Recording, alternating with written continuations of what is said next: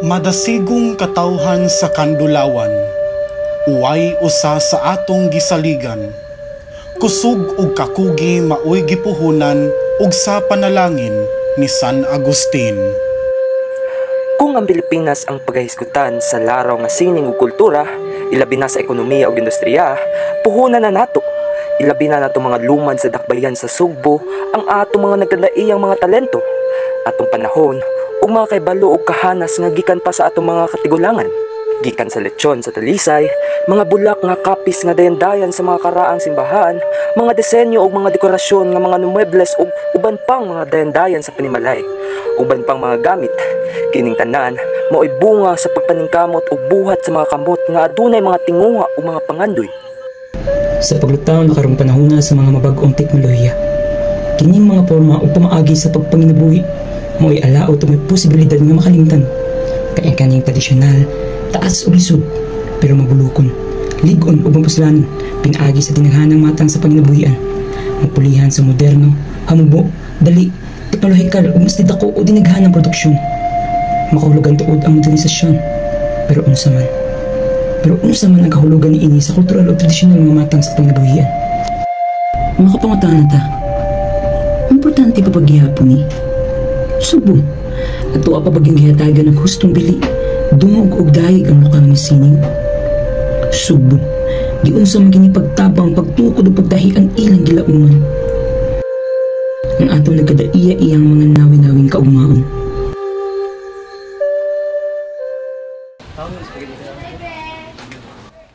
Sikat ang Kandulawan, syudad sa Talisay, dakbayan sa Sugbo, tungod sa Uway Festival nga gumikan sa debosyon sa mga katigulangan ug sa daghanang panginabuhian sa Uway, hangtod kini nahimong mga muebles, dayan-dayan ug uban pang mga butang.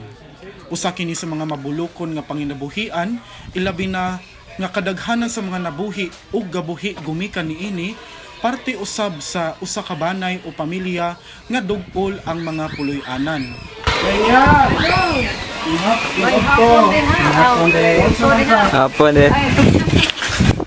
Si Virginia o Mahinyang, usa ka lumad sa Kandulawan nga sa daghan ng henerasyon, gigrasyahan na siya niining maong panginabuhian.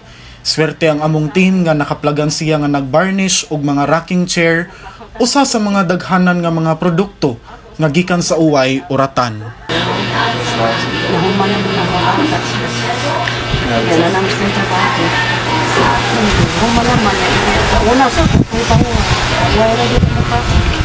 Ultimo Domingo, mga bata, kita sa among sitwasyon. Yung pamutsak sila mga yun na magkakiwa sila. Sa panahon sa kami, sa una, gumaragi, pinikunan. Kuwan pa dito ka ng utang ba? Yaw ko nga, deliver Miss Carbon, anak ba? Durak po, o matumaingon ang lalo man nahuman inyong anak. Kaya mo sa siyaan, kamot na kayo. Gusto mo sa paundahan, kaya mga bata. Padayon lang yan. Yung mas naganahan ang undan.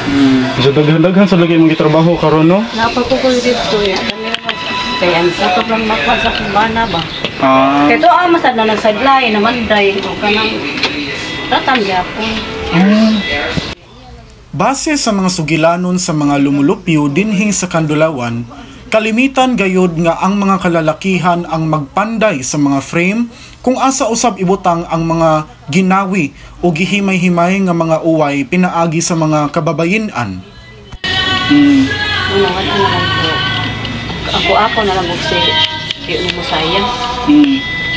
Nasi sayas? May nangalay kagruan. Dili na kay ko daghan kog sulan, ito sa una daghan kay kog sulan. Sakit ko ano? Sakit ika sa kamot o niya sakit ika ginawa?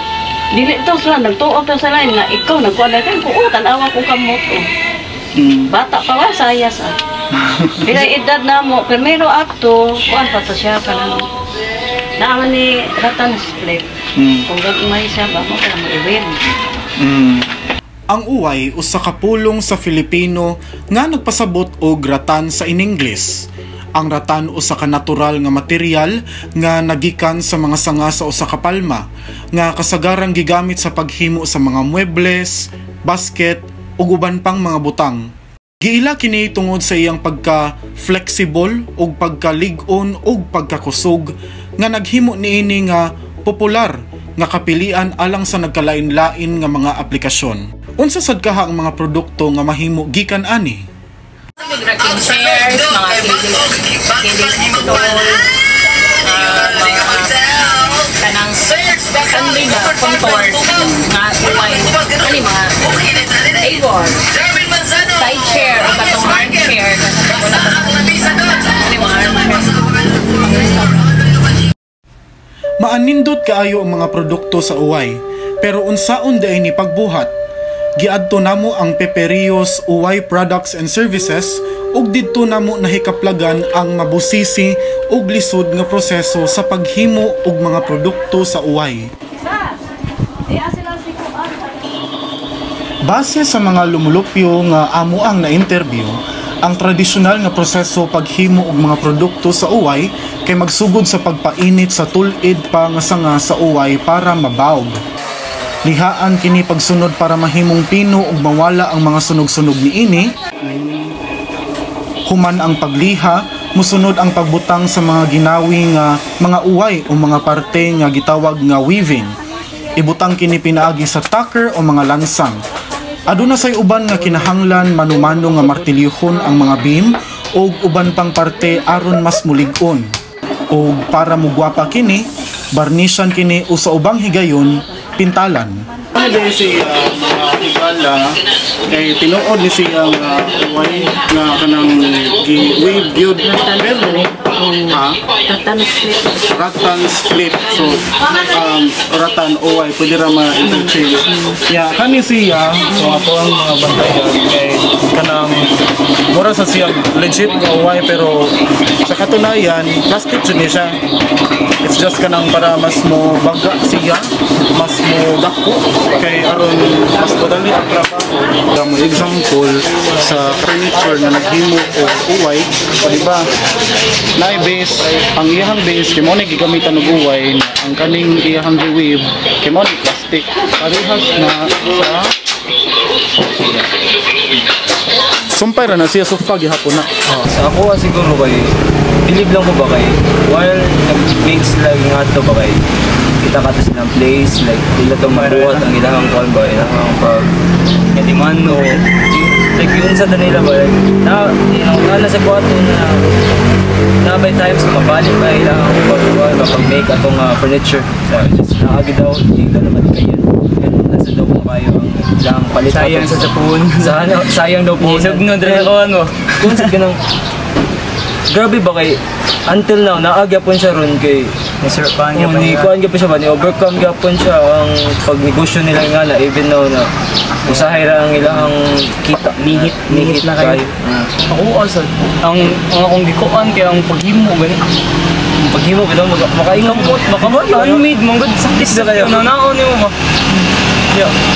wala nakadlanay pa yung paglanay pa pili pa minusan pa yung puhunan bisa kuan pila ka oras mahuman ang usa ka kuan furniture ang kadunda kayo karon sud-unga nga ang kultura ug tradisyon ug ang paggamit niini sa panginabuhian dili lang magpabiling usa ka ganghaan para mukuha og salapi kay mauna kini ang mismong kinabuhi. Kini ang yawi para makaplagan ang katumanan, kalambuan ug positibo nga pagbag-o. Istorya lamang kini sa pipila ka mga tawo nga nabag-o ug padayong gipalambo ang ilang kinabuhi pinaagi sa ilang panginabuhi. Unta sugbuanon, batunan nato ang importansya sa kultura ug sining. Unta ato ang mabatunan nga ang yawi sa kalambuan dili pirmi ang modernisasyon kundi apil sab ang tradisyon. Sugbuanon maayo unta nga makaplagan nato kanang banaag sa kultura, panginabuhian, pagpaningkamot ug tradisyon alang sa pagsud-ong ni anang atong nawi-nawing kaugmaon. Kay ang kalambuan dili pa ugma kundili husto nga pagasugdan karon. Maayong adlaw, kini si Christian Gabonada. Ug kini si Kim Kabalida. Ug kini si Lee Villacastin. Ug kini ang akoa inyuha ang atuang sugilanon.